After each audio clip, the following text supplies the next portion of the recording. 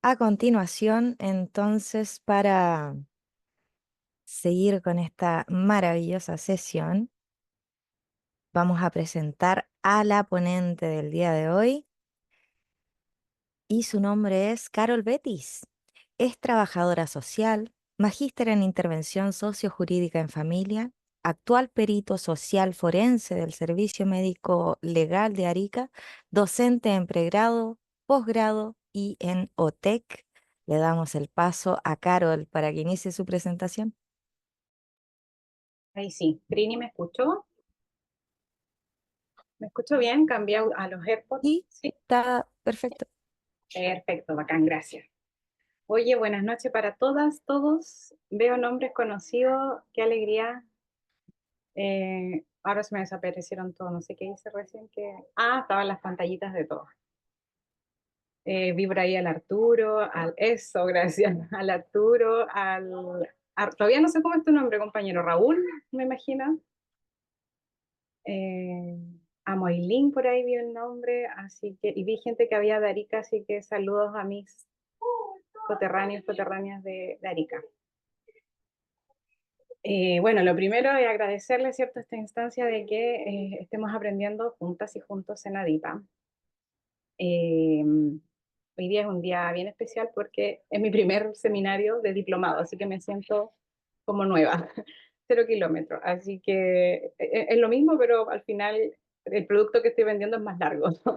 Siempre estaba acostumbrada a vender cursos y ahora estoy vendiendo un diplomado. Entonces, como lo decía la Trini, al final va a haber un sorteo para el diplomado y como yo siempre digo en los seminarios de ADIPA, esto es un pequeño petit budget para que si es de vuestro interés, se inscriban en el diplomado, ¿cierto? Y podamos aprender juntas y juntos porque hay docentes demasiado bacanes para aprender en esto de la materia pericial, ¿ya? Así que, dicho esto, paso a compartir.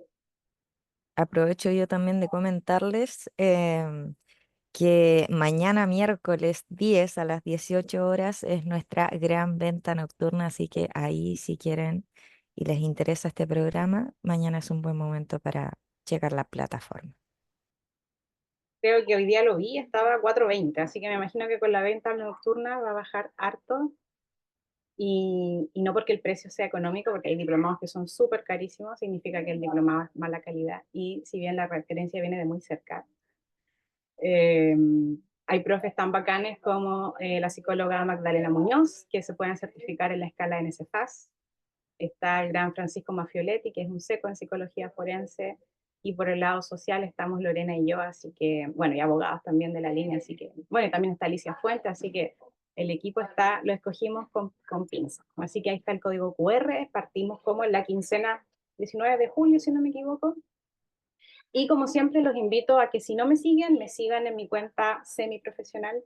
Como digo yo, a veces se me escapa la moto, donde hablo de mediación y peritaje. Y si están ahí conectados, suben alguna historia, me etiquetan, eso me ayuda N a crecer y seguir manteniendo esta larga carrera de pseudo influencer social, de social influencer. ¿Ya? Así que partimos. Ya.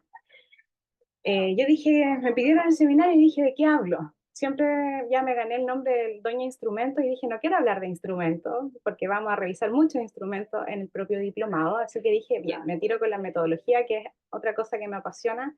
Y cuando terminé de armar esto, dije, oh, qué bacán, ojalá les guste tanto como lo preparé. Así que vengo con cosas, siento que muy novedosas, para que perfeccionemos sobre todo el trabajo pericial que tenemos a psicólogos, psicólogas, trabajadores sociales. ¿Ya? Así que esto un poco viene de esta cosa que se llama UNE, ya es una norma española, que como bien la caben por arribita, es la 16.775, que es de julio del 2016. Y esta norma española se compra para uno alienarse y tener estos requisitos para entregar servicios periciales. Ya es una cuestión bastante novedosa, así como las empresas se certifican en esto de las ISO, los peritos deberíamos certificarnos en esta cosa internacional de estándar que se llama UNE. ¿Ya? Así, el 2016 apareció esta 16.775 y luego hubo una actualización en el 2019 y hoy día estamos vigentes con la 197.001, que si se dan cuenta es una norma específicamente para informes periciales de cualquier índole, médicos, de salud, sociales, psiquiátricos, psicológicos, finalmente es el estándar que lo vende esta Asociación Española de Normalización, que es la famosa AENOR. Ya, de hecho, es bastante cara, o sea, no sé si es tan cara, yo creo que en la vida no hemos comprado cosas más caras, pero invertir en esto a veces cuesta, ¿ya? Y esta norma vale alrededor de como 50.000 pesos, ¿ya? Y finalmente un PDF, ¿ya? Para uno poder decir, ok, voy a sacar esto que viene en mi PDF, que me compré, y lo voy a traspasar, ¿cierto?, a mi formato pericial para poder decir que soy un perito alienado con la UNE. Eso finalmente es lo que uno está tratando de buscar. Entonces, cuando uno alcanza como un nivel básico y empieza a buscar y a peritar en otros ámbitos, uno empieza a mirar para afuera, ¿cierto? Y ahí en España está AENOR, hace esta publicación y tiene mucho que ver con lo que voy a decir finalmente que se aterriza en Chile. ¿Ya? Así que los invito a que si no conocían estos términos, que por ahí ya andan en el mercado, ser perito UNE, finalmente significa eso, que le compraste a la AENOR la normativa y modificaste tus puntos de finalmente tu informe y tu informe tiene este estándar que pide esta asociación española. Entonces, a raíz de qué nace esto, como bien lo dice dentro de la normativa, el creciente número de actuaciones periciales que han desarrollado diferentes profesionales lleva a esta necesidad de establecer una garantía para asegurar que el producto finalmente que estamos entregando es un producto adecuado. Las normas específicas se desarrollan bajo la norma, la 197.000, ¿cierto?, que es la última vigente, para determinadas actividades profesionales y para complementar aspectos generales respecto a esta norma. Por eso viene como aparejada la 16.775 y la del 2019, la 197.001. ¿Ya? Así que es una cosa que a mi juicio recién está entrando por aquí, por Chile. ¿Por qué es lo que estamos usando en Chile actualmente? Son estas tres básicas fuentes, ¿ya? Entonces tenemos el artículo 409 y algunos otros más por ahí en el Código de Procedimiento Civil. Tenemos por excelencia el 315 del Código Procesal Penal y tenemos la normativa pericial, que es la 2349, que es como nuestra especie de AENOR, nuestra UNE, pero de nivel nacional, ¿ya? Así que nos vamos primero con la del procedimiento civil. Entonces acá en el capítulo sexto, si ustedes se dan cuenta, empieza a hablar del informe de los peritos, ¿ya? Y estamos en una sede de civil, ¿ya? Así de importante es esto porque finalmente nosotros es una de las series, las sedes en las que menos peritamos. Los colegas psicólogos tienen mucha más experticia en civil que los trabajadores sociales. Sin embargo, el mayor número de procedimientos estandarizados y normativas vienen del área civil precisamente, ¿ya? Este tema de aceptar el cargo, la audiencia de reconocimiento, ser perito corte, finalmente, todo eso está regulado en sede civil y se homologa a familia y a penal. Y la verdad es que ahí la cosa anda como más un poco desordenada, ¿cierto? Hay varios jueces y tribunales que dicen sí, perito corte, no, perito corte, hay un juez que dice sí y otros tribunales dicen que no, así que es un desorden finalmente, porque lo que prima esas reglas son en materia civil. Por el otro lado, tenemos por excelencia, todo aquel que se dice ser perito debería conocerse el 315 como el número de su RUT, ¿ya? Por lo tanto, aquí también en el capítulo sexto empieza a hablar del informe de los peritos. Así que el 315 se convierte en nuestra, ¿cómo se dice? Nuestra Biblia, en nuestro punto, en nuestra línea de Ecuador. Ya es lo que finalmente le da sentido a nuestro trabajo. ¿Y qué dice el 315? Es un artículo bastante simple, si se dan cuenta, tiene solamente tres letritas. La primera nos habla sobre que tenemos que describir a la persona, el estado y el modo en que la encontramos. ¿Ya? Entonces aquí es donde nosotros decimos, estoy haciendo un peritaje, ¿cierto?, acerca de don Juan Pérez, que tiene 40 años, que es ingeniero, que proviene de una familia monoparental, que hoy día está casado, tiene 3 hijos, ¿ya? Y finalmente toda esta cuestión descriptiva sobre la persona. En la letra B, lo que nos pide el 315 es que demos antecedentes, ¿cierto?, de las operaciones que practicamos y el resultado. Por lo tanto, ahí hablamos sí o sí de la metodología, ¿cierto? Porque qué métodos vamos a realizar y a raíz de lo que usamos, finalmente, qué resultado vamos a entregar. Y evidentemente una letra C, conclusiones. Ya a raíz de toda esta descripción que existe en la letra A, de la metodología que diste cuenta y de los resultados que volcaste, ¿cuál es tu conclusión como trabajador, trabajadora social, como psicólogo, psicóloga? ¿Ya? Eso es lo que siempre espera el tribunal de nosotros, ese es el mínimo. Por lo tanto, cuando hablamos de metodología, hablamos necesariamente de la letra B del 315 del Código Procesal Penal. Y es así de importante porque, si se dan cuenta, estamos en un artículo de sede penal y este está citado en la ley de familia, en la 19.968, donde dice que los informes tienen que alienarse a lo que dice el 315 del Código Procesal Penal. Y de manera, ¿cómo podemos decir?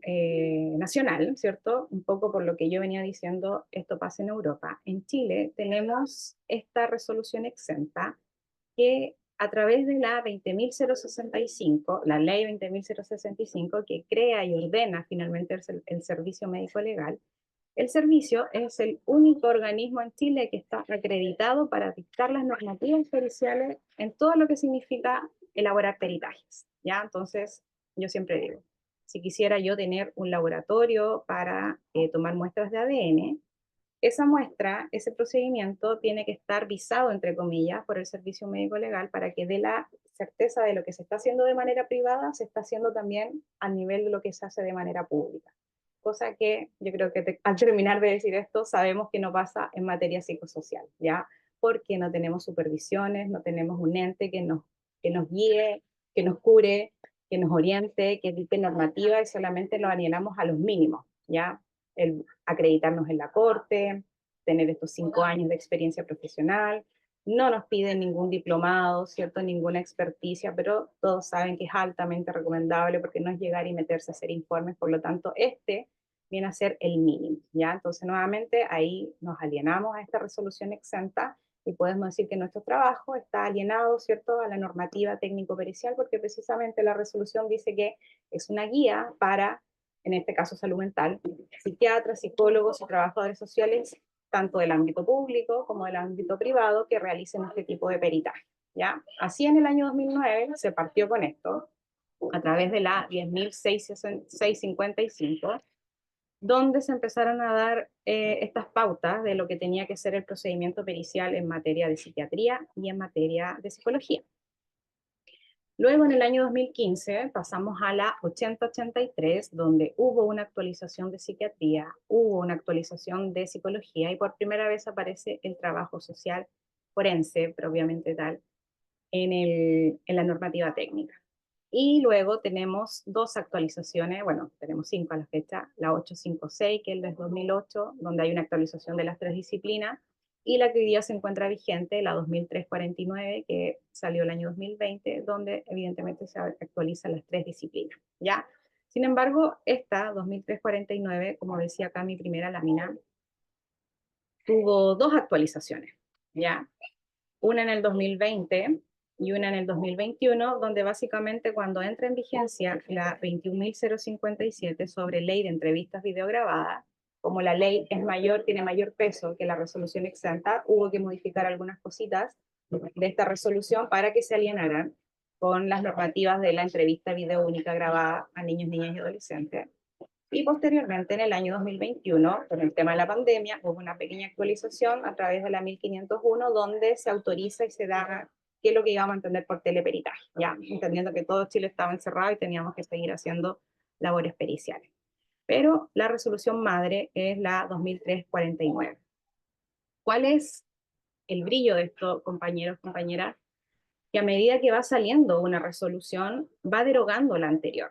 Por lo tanto, un perito que está actualizado, que sabe de esto, te va a hablar de estas normativas UNE española, te va a hablar de normas de estandarización a nivel empresarial, ¿cierto? Como las hizo, y te va a hablar de la normativa técnica pericial porque su trabajo va a estar alienada con esto. Sin embargo, para estar vigente hay que estar hablando de la última, ¿ya? Por esto que la última va derogando a la anterior. Así que hoy día en este mundo de la enseñanza he visto varios colegas que siguen enseñando la 8083 o la 856, cuando la que está vigente es la 2349. ¿Ya? Y ahí es cuando yo digo, es como si nuestros amigos psicólogos o psiquiatras siguieran haciendo diagnóstico con el DSM-4, cuando ya, entre comillas, todo el mundo sabe que el vigente es el DSM-5. Una cosa así de desactualizada habla de un perito siguiendo hablando de normas que ya están derogadas. Entonces, esta normativa es tan potente que evidentemente se publica en el diario oficial, por lo tanto es de conocimiento de todos aquellos interesados, ¿cierto? Pero a un mortal no le va a tener ninguna relevancia andar sabiendo de estos temas periciales. Y esto viene a regular las autopsias que hace el servicio médico legal, los exámenes de lesiones, los exámenes de alcoholemia y los de salud mental, evidentemente donde entra psicología, psiquiatría y trabajo social. Entonces, el texto refundido, que es finalmente la última versión de agosto del 2021, que tiene estas modificaciones en vista de la entrevista videograbada y el teleperitaje en el año 2021, nos indica básicamente cuál es el marco normativo del trabajo pericial, algunas abreviaciones súper básicas que para aquellos que vienen recién entrando al mundo pericial a lo mejor van a ser súper atingentes, saber qué es lo que es un perito propiamente tal, qué es lo que es el trabajo social forense, qué es lo que es la psicología forense, qué es lo que es un RIT, un RUC, qué es un peritaje, etcétera, etcétera. Y por acá en sus cuerpos ya, por acá donde empieza el 8, el 9 y el 12, nos viene a dar lo que es la estructura de un peritaje psiquiátrico, la estructura de un peritaje psicológico en adulto y en juvenil, y por acá en el punto 12, la estructura finalmente del peritaje social, ¿ya? Así que si alguna vez decías, ¿cuál es el formato del peritaje? Es finalmente esto, lo que dice la normativa técnica, porque la normativa técnica también está alienada con el 315 del Código de Procedimiento Penal. Entendiendo que es un artículo bastante chiquitito, ¿cierto? Es evidente que vamos a describir a la persona, vamos a dar cuenta de la metodología, vamos a dar cuenta del resultado, pero se necesitaba algo de mayor envergadura. Así que por este mandamiento, este mandato, finalmente a través de la 20.065, se empiezan a actualizar y a hacer estas sistematizaciones en el ámbito pericial. Dicho esto, entonces nos encontramos con trabajos periciales que desarrollamos, que finalmente es una investigación, ya una investigación aplicada, muy pequeña, ¿cierto?, en relación a una pregunta muy específica, ya como lo que hacíamos un poco en la universidad, en pregrado, con metodología cual y cuantitativa, ¿cierto?, cuando nos titulamos, pero en el ámbito pericial, ¿cierto?, es algo mucho más acotado. Por lo tanto, cuando hablamos de investigaciones, las podemos dividir en estos 5 bloques. Tenemos investigaciones según su finalidad, donde la más básica es aumentar el conocimiento. Tenemos investigaciones, peritajes de tipo aplicados, donde se busca transformar realidades, problemas, sociedades. Por lo tanto, el ámbito pericial está más ligado a la finalidad básica, ¿cierto? Aumentar el conocimiento del abogado litigante, del magistrado, del fiscal, en relación a un contexto forense específicamente. También tenemos investigaciones, peritajes de acuerdo al tiempo. Ya tenemos peritajes sincrónicos, que es lo que más realizamos, ¿cierto? Describimos un fenómeno en un momento y un tiempo particular, por lo tanto ahí nosotros decimos, este peritaje sirve solamente para esta causa de divorcio, para esta causa de alimentos, no sirve para ir a pedir beca al colegio, sirve para pedir beneficios en la universidad, etcétera, etcétera. Luego tenemos este alcance temporal que es el diacrónico, que es en retrospectiva, y aquí nuestros amigos psicólogos son más expertos en esto porque hacen autopsias psicosociales, ¿cierto? Donde tienen que hacer una investigación retroactiva, ¿cierto? De la persona fallecida en relación a reconstruir, dar antecedentes de psicopatología, de salud mental que puedan haber existido finalmente en la persona que está fallecida. Y en investigaciones tenemos la perspectiva de futuro, donde se hace esta especie de hipótesis, ¿cierto? Proyecciones, que es una cuestión que no pasa en el ámbito pericial. En tercer orden, de acuerdo a la profundidad, vamos a tener peritajes de tipo explicativo, que es básicamente lo que siempre hacemos, ¿cierto? De un fenómeno, de una causa en particular, y con un poco de esto descriptivo, conocer un fenómeno sin importar las causas, ¿ya? Muchas veces nuestras intervenciones en el ámbito forense son acreditar ingresos, acreditar situaciones habitacionales, acreditar psicopatología, acreditar trastornos o no, ausencia, presencia, disimulación, eh, la imputabilidad, ¿cierto? Etcétera. Y el tercer momento tiene que ver con la amplitud, donde nuestros compañeros abogados, antropólogos, sociólogos, se dedican a hacer un poco más estas investigaciones en profundidad en el campo, ¿cierto?, de ellos.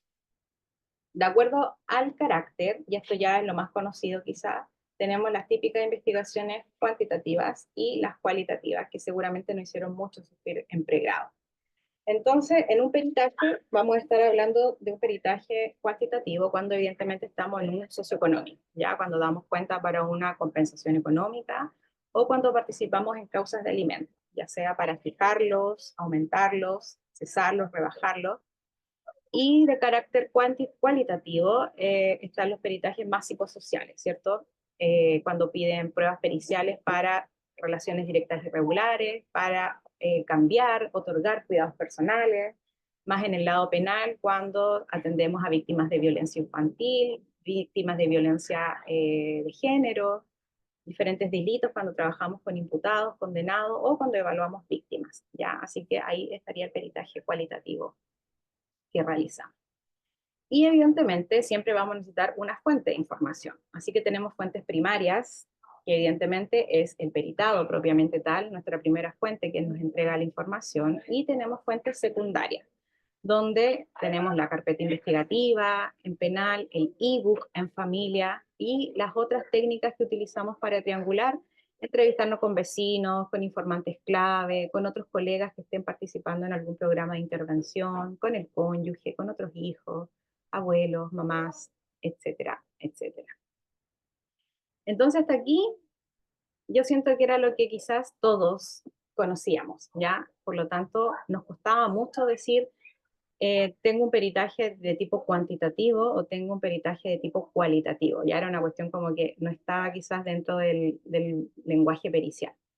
Porque lo que hoy día, entre comillas, está de moda es esto del paralelo convergente, ¿ya? O sea, como bien lo dice su palabra, cuando convergen dos cosas que hasta pregrado eran cosas separadas. De hecho, uno tiene un ramo introductorio, tiene un ramo específico de cualitativa, otro específico de cuantitativa, y finalmente cuando hacemos nuestros trabajos de investigación está ese típico, no, yo lo voy a hacer quali porque detesto los números. No, a mí me cargan los números, así que lo voy a hacer cualitativo, no importa, voy a estar ahí como loca, ¿cómo se dice? Transcribiendo, entrevistando, saturando. Pero resulta que eso, a mi juicio, ya es algo de la edad de media, por lo que hoy día lo que lo lleva es este modelo del paralelo convergente.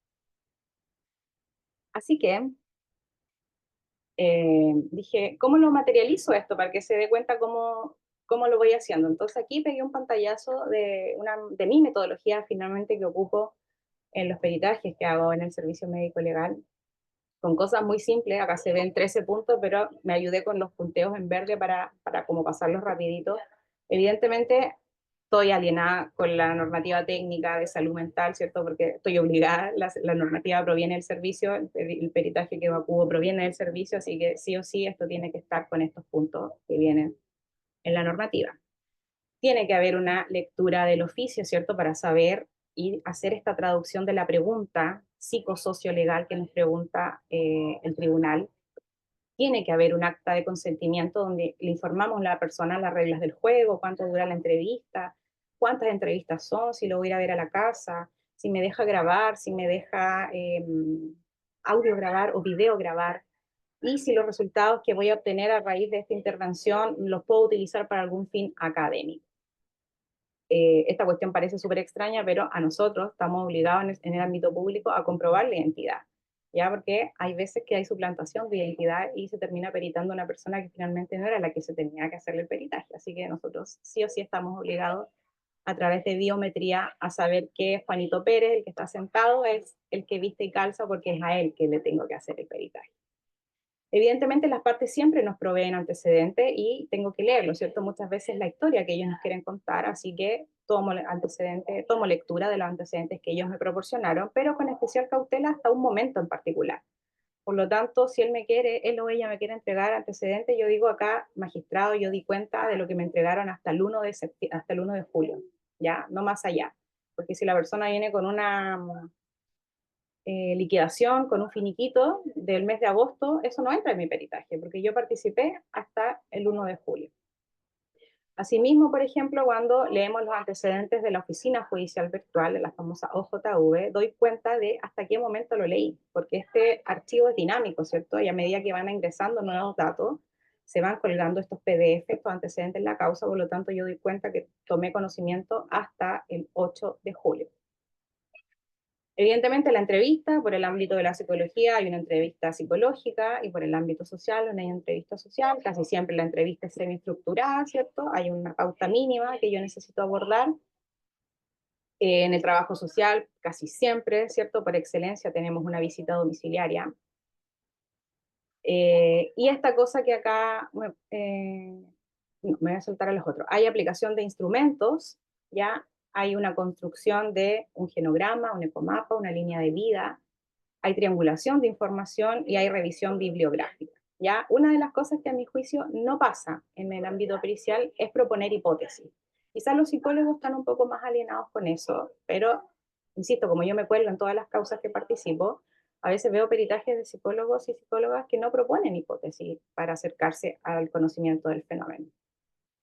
Así que del trabajo social menos, ya hay casi es nulo el nivel de peritajes que se presentan con hipótesis. Por lo tanto, tal cual lo hacíamos en pregrado, a través del método científico, ¿cierto? Utilizamos dos hipótesis, una que es positiva y una que es negativa. Entonces, esas tenemos que convertirlas en el ámbito psicosocial de lo que estamos investigando, para lo que fuimos llamados, que puede ser el caballero tiene plata para pagar, sí o no, el caballero es buen papá, sí o no, la mamá tiene condiciones, sí o no, tiene patología, sí o no. Entonces, al final uno cuando concluye dice, bueno, hice todo este barrido y finalmente concluyo que la hipótesis 1 es la más acertada, ¿cierto? Lo que pensé. O puede ser la segunda, ¿cierto? O incluso puede ser una mixta, una especie de un poco de esto, de la primera y de la segunda. Y aquí en el 9, que lo dejé con rojo, evidentemente para hacer hipótesis estamos utilizando el método científico, pero además utilizamos la metodología que precisamente habíamos visto anterior, la quali y la quant. Ya, sin embargo, esto se llama un método mixto porque se utiliza lo mejor de ambas fuentes. Y esto se llama hoy día diseño básico de paralelo convergente, donde el autor que la lleva en esto es Creswell y su última publicación ahí en el 2013. Entonces, de eso vengo a colgarme precisamente. Entonces, Creswell es a mi juicio, yo cuando lo conocí, cuando lo leí, ese es mi conocí, cuando lo leí dije, me volé la cabeza y dije, esto era lo que le faltaba a mi metodología. Entonces, el tipo es un seco, ahí está su currículum, hiper, mega resumido, pero da cuenta de todos sus hallazgos. Es un académico estadounidense y se ha caracterizado por hacer investigaciones precisamente, o sea, exclusivamente de métodos mixtos, ¿ya? Ha hecho N libros y publicaciones, en tanto de la metodología cual y cuantitativa y del método mixto, y en el 2007 fue como su materialización de lo clever que es, porque creó estos estándares a través de la Asociación Estadounidense de Psicología sobre los métodos mixtos, precisamente. ¿Ya? Así que acá me pegué un pantallazo, ¿cierto?, de los libros para que vean que no es alguien así como que nació recién, es alguien que ya lleva mucho tiempo haciendo publicaciones específicamente del método mixto.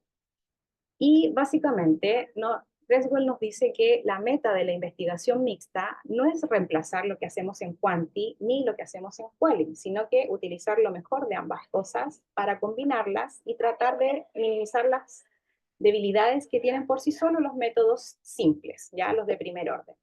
Por lo tanto, implica que tengamos recolección, análisis e integración de los datos quali y quanti, ¿ya? Algo que en pregrado lo hacíamos separado, ¿cierto? Era casi imposible hacer un método mixto así a este nivel, menos en el ámbito pericial.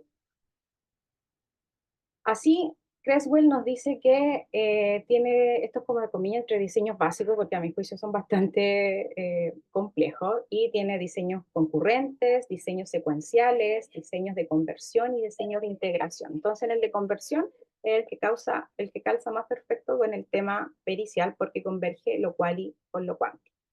Entonces, el método mixto representa un conjunto de procesos sistemáticos, empíricos, críticos de la investigación, implica que hay recolección y análisis de los datos cualitativos, cuantitativos por un lado.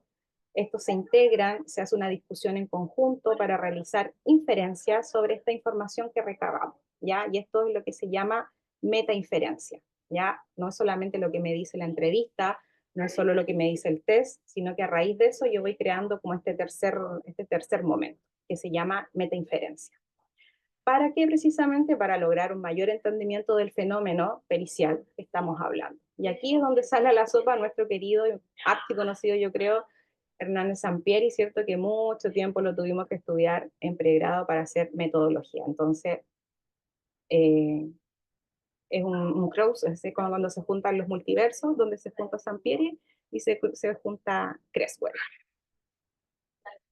Los métodos quanti y los quali son lo que se conoce como monometódicos, ya porque implican el uso estrictamente de un método, o soy quali o soy quanti, yo digo así como soy del Colo, soy de la Chile, y no es una cuestión imposible así como ser de ambas cosas, entonces no, lo que buscamos acá es que sea mixto, por lo tanto ya hablamos que somos multimetódicos, ya, y se representa como esto, como la tercera vía, es como la nueva opción, por eso es una cuestión como más novedosa. ¿Cuáles son las ventajas de convertirnos en investigadores periciales multimetódicos? Porque vamos a lograr una perspectiva más amplia y más profunda del fenómeno. Nuestra percepción va a estar de manera más integral, ¿cierto? Más completa y más holística. Vamos a poder formular planteamientos del problema con mayor claridad, así como también más apropiados para estudiar, teorizar, sistematizar, hacer investigación, esto que nos cuesta demasiado. Se van a producir datos más ricos porque van a venir nutridos, ¿cierto?, por el método quali, por el método cuantitativo.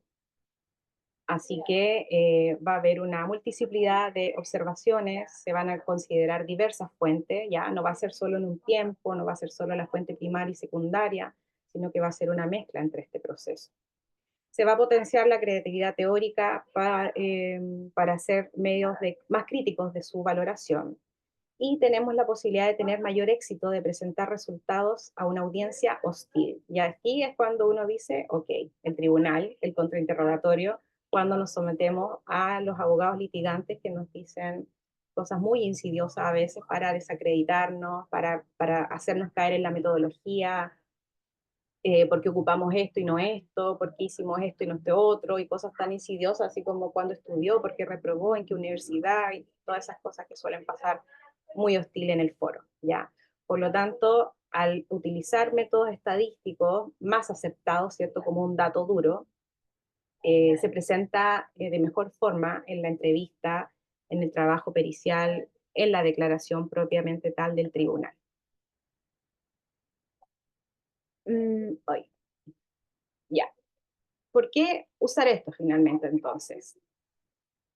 Creswell en el año 2009 dice que los investigadores debemos hacer una muy breve historia de la evolución de los métodos mixtos, una definición que incluya finalmente por qué esto es relativo para nuestra ciencia y evidentemente si esto viene, casi siempre viene de la medicina, ¿cierto? Por ahí se parte, de hecho, la prueba basada en la evidencia y pasa a ciencias más blandas como las psicosociales. Tenemos que, evidentemente, plantearnos hipótesis. Y esa es como una de las primeras necesidades que tenemos en el ámbito pericial. ¿Ya? Por lo tanto, cuando hablamos de método mixto, se incluyen estas hipótesis que son en favor y para el proceso, ¿ya? Tanto para lo quali como para lo cuantitativo. Y a medida que vamos llegando a los resultados, vamos en esta especie de confirmación o aprobación del producto que estamos realizando, ¿ya? Así que estos estudios precisamente nos van a permitir que emerjan nuevas hipótesis a lo largo de la investigación que vamos realizando. Por lo tanto, vamos mejorando de manera paulatina, ¿cierto?, nuestro propio trabajo pericial. Así que nos va a costar mucho menos hacer hipótesis, mucho menos acercarnos a la realidad. Ya vamos a saber qué vamos a utilizar, qué métodos, cómo va más o menos la casuística del caso. Una vez que obtenemos el resultado de los análisis cuantitativos, por un lado, que seguramente va a ser toda la batería de instrumentos que vamos a aplicar, y por el lado cualitativo, toda la saturación de la entrevista, ¿cierto? Cuando el perito finalmente dice, ok, alcancé la saturación muestral, ¿cierto? A través de todo lo que exprimía la persona para que me contara lo que necesito en relación a lo que me están preguntando en el tribunal. Pasamos a tener estos tres tipos de inferencias, ¿cierto? Los resultados de las conclusiones propiamente tal cuantitativas, que si lo hacemos en el ámbito forense, ¿cierto? Podemos hablar del resultado que nos da el test, ausencia, presencia, percentiles, niveles de riesgo, existe o no existe estrés parental, existe o no existe maltrato físico, ausencia, presencia de psicopatología, de sintomatología, así pensamos, por ejemplo, en una escala de síntomas, y por el otro lado, los resultados, las conclusiones cualitativas propiamente tal, ¿ya? A raíz de lo que la persona me dijo, ¿cierto? Infiero que proviene don Juanito, de 40 años, de una familia monoparental, porque no tengo otra forma de comprobarlo, ¿cierto? Ese es el hallazgo de la manera cualitativa. Y la mezcla entre ambos van a ser las conclusiones mixtas, y ahí es donde hablamos de metainferencias, ¿ya? Entonces, a raíz de esta historia, por ejemplo, de la parentalidad que me contó, más estos instrumentos que yo apliqué, hago este link, este match para poder decir si parece que es un adulto competente, parece que es un adulto que tiene habilidades, o que tiene, ¿cómo otra palabra? Que competencias, habilidades, eh, eso básicamente, ¿ya? No solamente lo que dice el resultado del test, sino lo que dice también la saturación menstrual propiamente tal de la metodología cualitativa. Entonces, la validez de los estudios mixtos dice relación con que anteriormente trabajábamos de manera independiente lo quanti y lo cualitativo, ¿cierto? Por el lado cuantitativo tratábamos de buscar validez interna, validez externa de constructos, ¿cierto? Con alfa de Cronbach, con Pearson, de alta, de alta porcentaje, ¿cierto? Para que diga que lo que estoy usando, midiendo finalmente es lo que, el constructo que hice.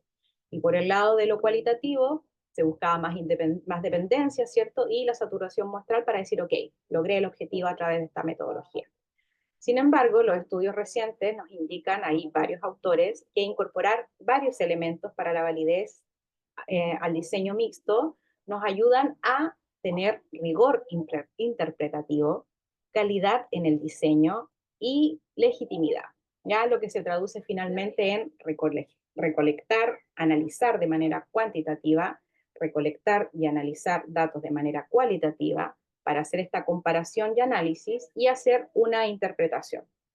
Y ahí es donde yo digo, si esto no vende, ¿qué podría vender? ¿Ya? Porque lo que más tratamos de acreditar en nuestro informe es que tenga rigurosidad científica, ¿ya? No es lo que a mí se me ocurrió decir como Isidora Navarrete, porque este caso es súper parecido a mi mamá, o porque esta señora me cayó súper bien, entonces ya le voy a dar la pasada, como decimos. No, es un método riguroso, ya es un diseño moderno que se nutre de los mejores de los dos mundos para finalmente hacer esta comparación. Entonces, si uno se presenta al tribunal con este nivel de metodología, es imposible que haya un cuestionamiento, ¿cierto?, tan hostil como suele ser en el contrainterrogatorio.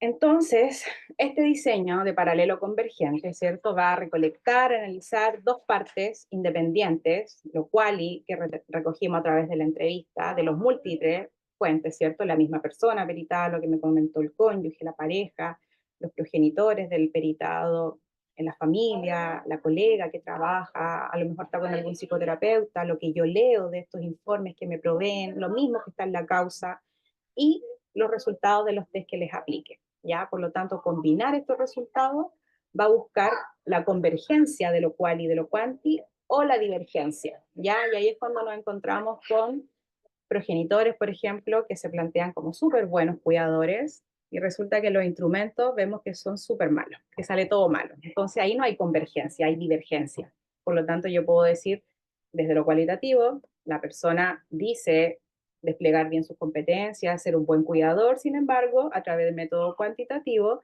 resulta que sale con potencial de maltrato físico, veo un cuidador altamente estresado, veo familia disfuncional, ¿ya? Veo sintomatología, si apliqué algo, alguna escala por ahí, etcétera, etcétera. Entonces, ¿cómo esta convergencia, que no es la línea, ¿cierto?, continua entre lo cual y lo cuanti, me permite hablar de divergencia, ¿ya? De el no match que hace finalmente lo que se dice, lo que relata el entrevistado con el análisis de los resultados de los instrumentos, ¿ya? Así que la organización de la información va a estar por el lado cuantitativo en cómo recolecto, cómo analizo, por el otro lado, ¿cierto? Cómo recolecto la información a través de la entrevista, por lo cuanti a través de los instrumentos, en cuanti analizo a través de tablas, de Excel, de programa, e incluso hay editoriales, empresas que te permiten hacer tabulaciones en línea, ¿cierto? Que uno compra una especie de PIN que se llama, de donde ingresa los resultados y la página te devuelve el perfil de la persona para integrar estas dos cosas, ¿cierto? Lo que salió en la entrevista, lo que salió en el análisis cuantitativo, para hacer esta integración, esta interpretación finalmente de los resultados, ¿ya?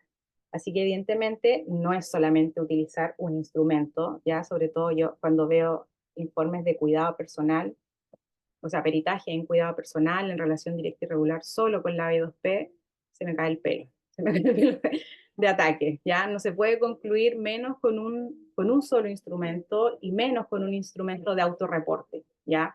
Si bien es súper clever la E2P y también la NCFAS nos ayuda a N, no porque el caballero se autorreporte súper bacán, yo voy a decir que el caballero es súper bacán, ¿cierto? Entonces, ¿cómo esa disonancia finalmente entre la entrevista, en lo que recojo de manera cualitativa, no me calza con esto cuantitativo, ¿ya? Por eso ahí viene, ahí cuando dije, ok, el método mixto me abrió los ojos y finalmente dije, ok, me alieno con esto.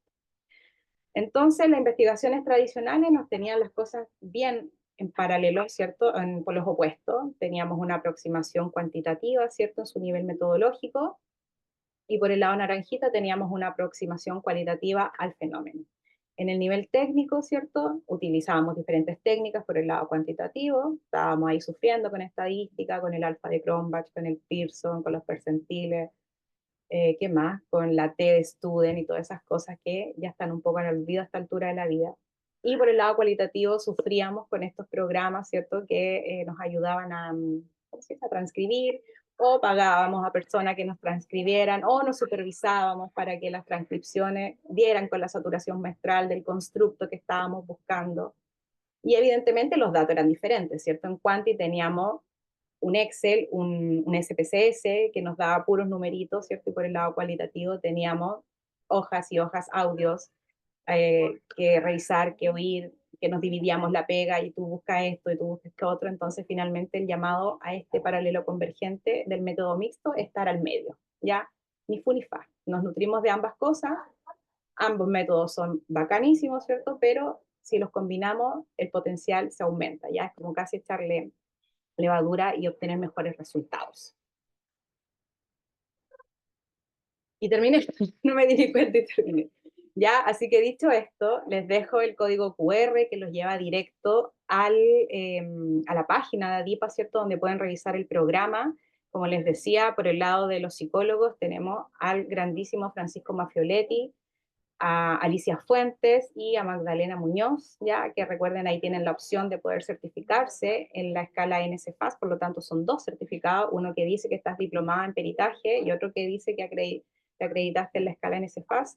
Por abajito tenemos a los abogados a Paulina Cabrera y Walterio Miranda, que son secos en temas de derecho de familia y penal, que son las líneas que tiene el peritaje, familia y penal. Y por el lado de social, acá la que está dando hoy día su stand-up, Carol, ¿cierto? Que me encanta la psicometría, por lo tanto enseño mucho, mucho instrumento en todas las cátedras que tengo que dar en el diplomado.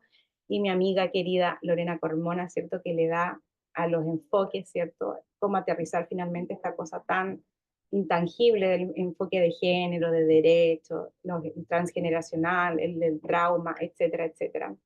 Y también me acompaña, ¿cierto? En algunas clases que hacemos juntas, los que ya han estudiado por ahí con nosotras, a cómo utilizar técnicas transversales, ¿cierto? Como el ecomapa, el genograma, el instrumento, el FACES, ¿ya? Y en el lado penal vamos a ver algunos temas de escalas de impulsividad, el modelo RNR, evaluación de imputados, ¿cierto? Así que está hecho con demasiado cariño. Cuando nos llamaron a hacer el programa, dijimos, tiene que ser el mejor programa, aunque no estamos en la casa más grande de renombre, ¿cierto? Que nos suele pasar que todos alucinamos con el tremendo diplomado, la tremenda casa de estudio, y después nos damos cuenta que muy poco se aprende, que hay profesores así como de claustro que están súper lejos del ámbito pericial, y que, o sea, ¿qué más que Francisco Maffioletti, que es la eminencia en los forenses en Chile?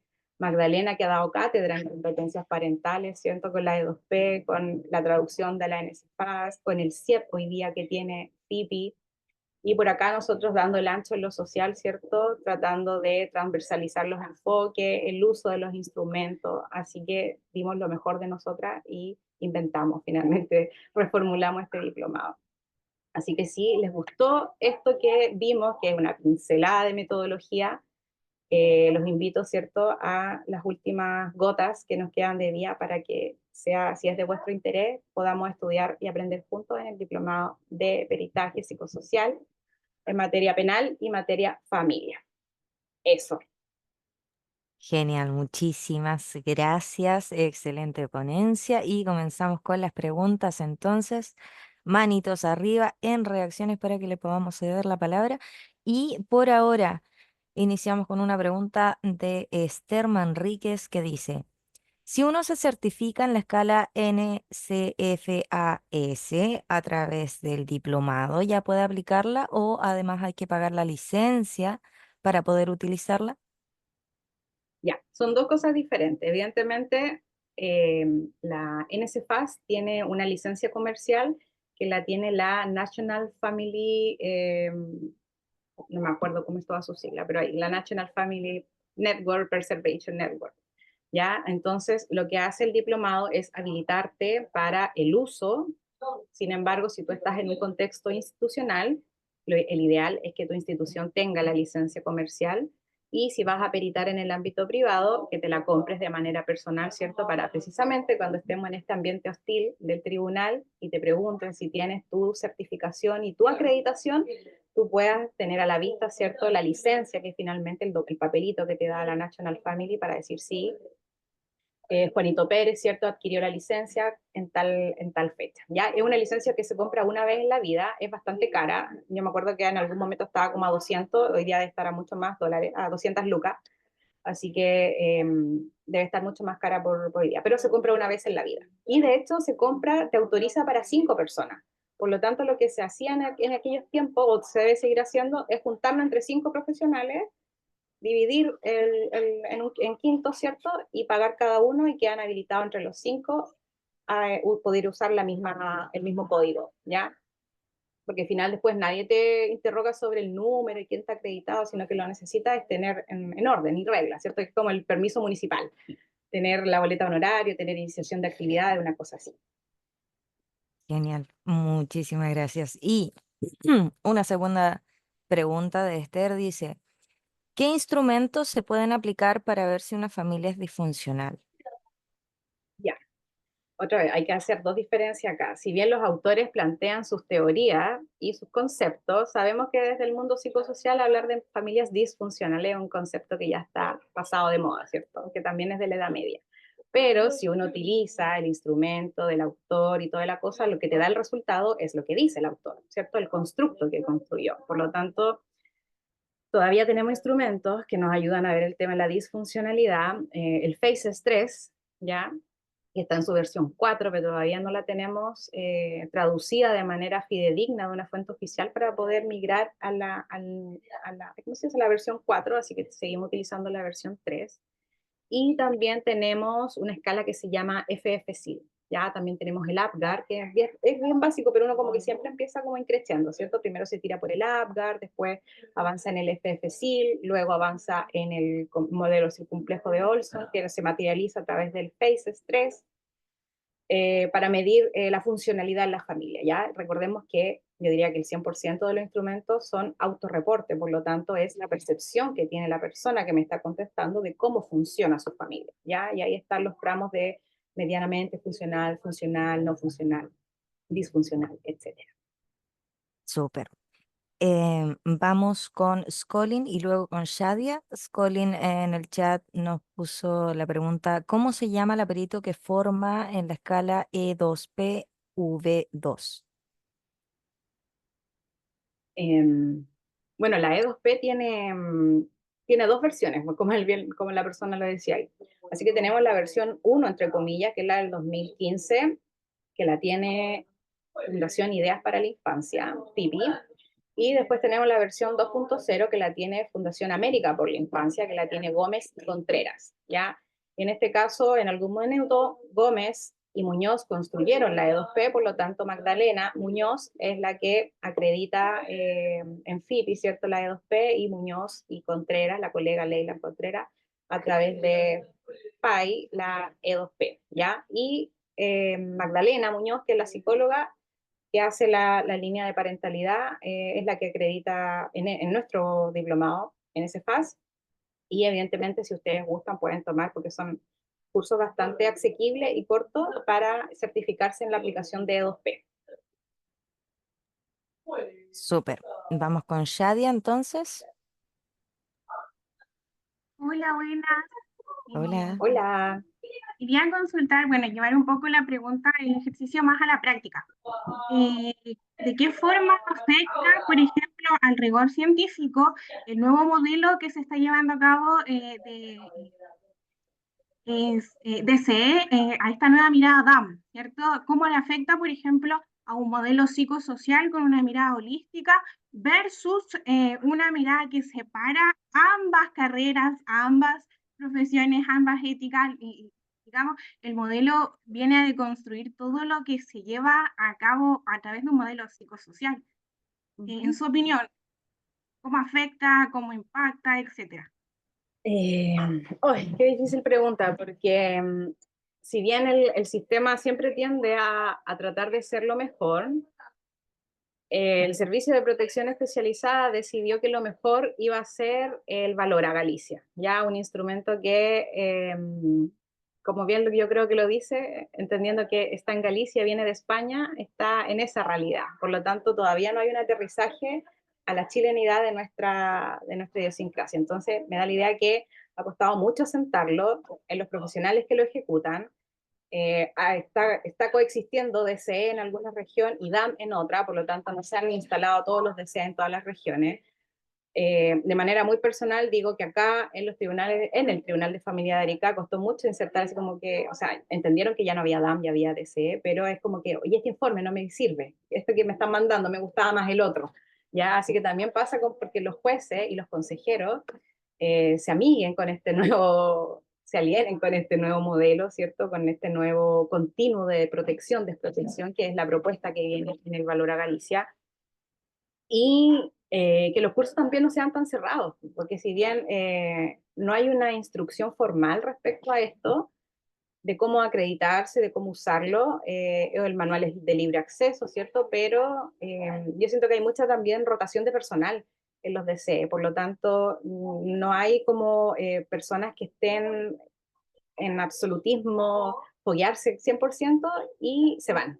Entonces me da la idea que las capacitaciones se pierden, ¿cierto? La inversión finalmente que se hace en recursos humanos cuesta mucho y se va, se fuga el recurso humano que se, ¿cómo se dice? Que se invirtió, ¿cierto? En capacitación. Así que a mí me gusta el Valor a Galicia, de hecho lo leí hace rato, pero todavía a mi trabajo pericial no le encuentro sentido porque yo no tengo mucha incidencia en el ámbito proteccional. Si bien participo en esas causas, hoy día lo que la normativa dice es que todo niño, niña, adolescente que va a ser sujeto de una medida de protección tiene que ser valorado por el DCE. Por lo tanto, ahí el tribunal ya nos deja de pedir a nosotros como servicio, porque lo que busca es este diagnóstico y esta propuesta de plan de intervención que viene desde el DSE, ¿ya? Así que las causas proteccionales en las que participamos como servicio tienen que ver con una especie de tercera opinión, de una opinión imparcial o en alta conflictividad entre los progenitores, ya cuando los programas de intervención a veces están como súper perdidos, no saben qué hacer, qué pasa, por más que dan instrucciones y los padres, los progenitores no salían, ya como ya mandemos al servicio médico legal para ver qué hace. Entonces nosotros ahí no hacemos Valor a Galicia, tenemos nuestra metodología propia y usamos nuestros propios, o sea, no nuestros propios, sino que los instrumentos que nosotros pericialmente nos acomodan como peritos. Así que ahí el Valora está solamente limitado al DS hoy día. Ahí sí.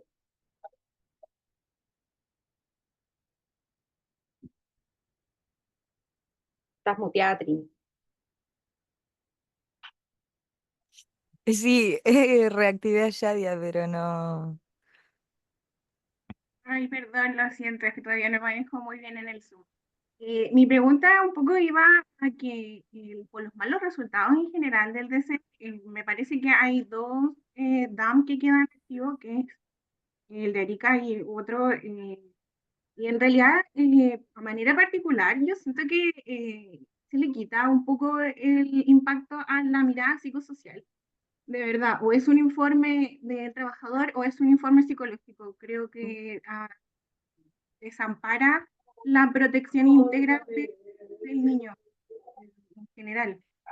De hecho, tiene su lado bueno y su lado malo, porque también nos da un poco más de independencia a ambas profesiones, pero se pierde este trabajo mancomunado. Y el otro avance que a mi juicio hubo es que antes los DAM hacían lo que querían en relación a su realidad regional y sus orientaciones técnicas de los propios organismos colaboradores. Entonces, lo que hacía Fundación Verde era lo que hacía, no hacía lo que hacía Fundación Roja en Conce, en Punta Arena. Entonces, hoy día por lo menos esto del juicio clínico, juicio profesional estructurado, hoy día todos los DAM evalúan de la misma forma, o sea, todos los DCE evalúan de la misma forma. Eso ya es un gran avance, porque podemos decir que se evalúa en relación a algo estandarizado, que es el uso de un instrumento, ¿ya? Y si venimos hablando como del sentido del seminario, metodología propiamente tal, o sea, qué es lo que, todo lo que hoy día entienden por protección y desprotección, este continuo finalmente que viene desde el modelo, lo entienden todos los profesionales que ejecutan los DCE. ¿Ya? Lo malo es esta pérdida de la mirada psicosocial, pero yo también siento que es una ganada porque también nos da más independencia, sobre todo a los trabajadores sociales, porque antes estábamos muy limitados a la visita, al acompañamiento, y quizá hoy día tenemos más protagonismo por evacuar informes solitos, ¿cierto? Desde como profesionales, como trabajadores sociales. Pero es un doble discurso, un arma de doble filo finalmente. Así que al igual que tú, igual siento que se pierde el diagnóstico psicosocial. Muchas gracias. Dale, Chavia. Profe, ¿alcanzamos a una más, puede ser? ¿De Emma? O, bueno, nos quedan Ya, dos palabras en realidad. nos quedan dos. No puedo dejar a Raúl abajo. Ya. Vamos con Emma entonces. Dale, Emma. Hola, profe, buenas noches a todos. Bueno, Hola, hola. continuando con lo de Stadia, la verdad, también mi consulta va por el valor la Galicia, más allá del original, ya, si es que he tenido la posibilidad de ver la metodología utilizada en Chile y si es que tiene conocimiento o conoce la escala de adaptación que existe acá en Chile. Sí, hubo El una valor la adaptación. Galicia. Sí, hubo una adaptación, pero yo siento que no está tan adaptada a los chilensis. Ya no sé si es por, y eso que yo soy muy amiga de las cosas foráneas, pero desde lo que sé, a los profesionales le cuesta mucho aterrizar, aprender finalmente el uso es que no siento que no es un instrumento, es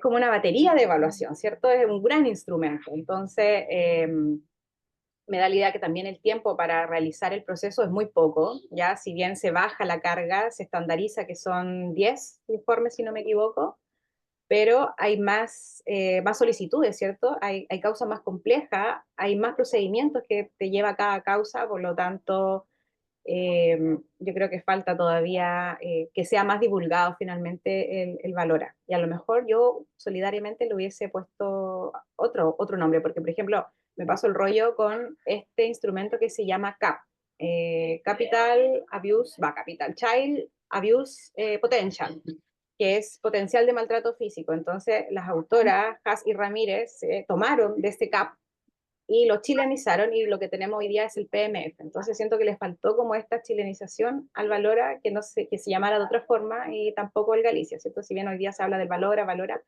pero faltaba algo como más aterrizado a la realidad local. Gracias. Agradezco sí que sea algo estandarizado, porque ayuda a que todos finalmente entremos a esto de estos instrumentos de cuarta generación, que como se dicen. Así como en metodología hablaba de la tercera vía, en instrumentos son instrumentos de juicio estructurados, ¿cierto? Entonces, por lo tanto, tú y yo sabemos lo que estamos evaluando porque utilizamos el mismo constructo y la misma mecánica para valorar finalmente ese constructo de protección-desprotección. Gracias, profesora. Ok, Raúl.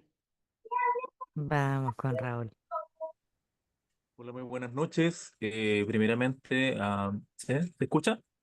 Sí, Hola, muy buenas noches. Primeramente, agradecer a Carol, nuevamente una clase espectacular. Lamentablemente, yo ya estoy inscrito en el diplomado, así que no me lo voy a poder ganar, como otras veces me he ganado diplomados muy bueno. Siempre que está la Trini de soporte, yo me gano algo, así que, por han último, coludido. Sigue. eh, quisiera hacer una pregunta bien atingente a lo que es el trabajo social y el peritaje. ¿existe la posibilidad de ser trabajador social y perito psicosocial al mismo tiempo o derechamente tenemos que separar nuestra concepción de trabajador social de la concepción de perito? Porque entiendo, me pasa en mediación, mira, me pasa en mediación que a veces yo quiero intervenir el caso, pero no puedo. Mi labor ahí es solamente mediar y no puedo hacer intervención. No debo, no es ético. Entonces, te pregunto a ti, Carol, que llevas una vasta experiencia, aunque no lo parezca, te ves bastante más joven de las fotos de Agripa, eh, no lo parezca, tienes una vasta experiencia en esto. ¿Cómo podemos separar el trabajo social de nuestra labor pericial? Nuestra ética de trabajo social. Ya. Yo soy muy, no doble discurso, pero siempre tengo dos opiniones. La primera es que si nos remontamos al nombre del diplomado, que es diplomado en peritaje psicosocial, eso invita a que trabajemos juntos, ¿cierto? O sea, psicólogos y trabajadores sociales. Sin embargo, desde el ámbito exclusivamente forense, los informes psicosociales como tal son muy pocos, ¿ya? Es una herramienta que la pide un abogado que no cacha mucho, a mi juicio, ¿ya? Porque yo no me hallo trabajando en el ámbito exclusivamente forense. No me hallo trabajando a la par con un psicólogo porque tenemos metodologías diferentes, tenemos objetivos diferentes, la pregunta es diferente, el magistrado lo pide diferente, por lo tanto, cuando yo voy a declarar, yo me hago responsable de lo que yo escribí como Carol, trabajadora social. Por lo tanto, cuando me voy al foro, yo no podría decir, o sea, no me da el cuero vulgar para decirle al magistrado, es que eso yo no lo vi, eso lo vio mi compañero psicólogo, no me pregunte de eso, magistrado, porque eso es de psicología. Entonces, eso no puede ocurrir en el foro. Por eso la prueba pericial es social o es psicológica, ¿ya? Y eso los jueces lo tienen súper claro. Otra cosa es la instancia académica donde comulgamos, ¿cierto? Porque tenemos cosas en común. Y evidentemente cuando las clases van separadas, nos separamos, ¿cierto? Los psicólogos aprenden lo que tienen que aprender en relación a su psicometría, porque y ahí es cuando yo también hablo, los que me conocen en otras instancias, código deontológico, no podemos hacer lo mismo, ¿cierto? Porque no tenemos la cualificación para utilizar toda la psicometría, todos los test que tienen carreras como psiquiatría, psicología, psicopedagogía. Como TS no la tenemos, por lo tanto no tengo por qué andarme metiendo yo en un curso de Lucher, de Rochard y etcétera, ya, por lo tanto, pastelero a sus pasteles. Entonces, ni nosotros transgredimos los límites de nuestra profesión, ni ellos tampoco se meten en lo que nosotros hacemos, ya, así que desde esa lógica, el trabajo psicosocial en lo pericial, a mi juicio, no existe, ya, si bien podemos trabajar juntos como peritos, pero cada uno en su carril. Podemos juntarnos, hacer reuniones clínicas, ¿cierto? Recabar antecedentes, cómo te fue a ti, qué te pasó con la mamá, etcétera, pero finalmente cada niñito con su librito va a declarar al foro, ¿cierto? Y se hace responsable de su prueba pericial social, de su prueba pericial psicológica. ¿Sí?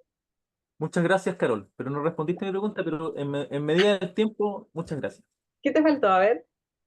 No, es que vamos a alargar mucho y tiene que hacer el sorteo la Trina, así que démosle nomás. Después te Bueno, pregunto todo. mira, otra cosa que No, tiene que soy ver tu con alumno, así que te eso. voy a preguntar en las clases, estoy así preguntando así.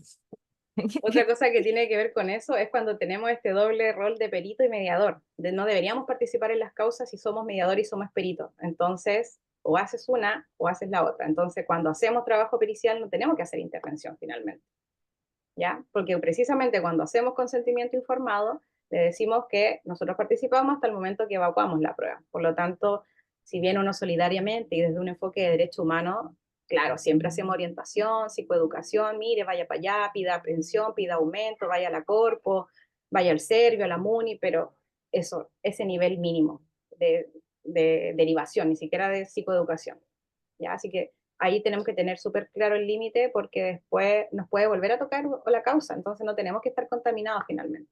La intervención del perito es muy unívoca en el tiempo y responde a la pregunta legal y solamente eso es lo que yo me limito a contestar. Conforme, colega. Muchas gracias. Dale, Ya estamos está, listas, entonces. Trini, entonces. Sí, definitivamente, súper completo, todo estuvo genial, así que la felicitamos entre todos. Hay Gracias. muchas flores para ustedes en el chat. Y eso sería entonces. Muchas gracias por participar con nosotros y ojalá volver a coincidir. Vamos a dejar de grabar. para que podamos continuar.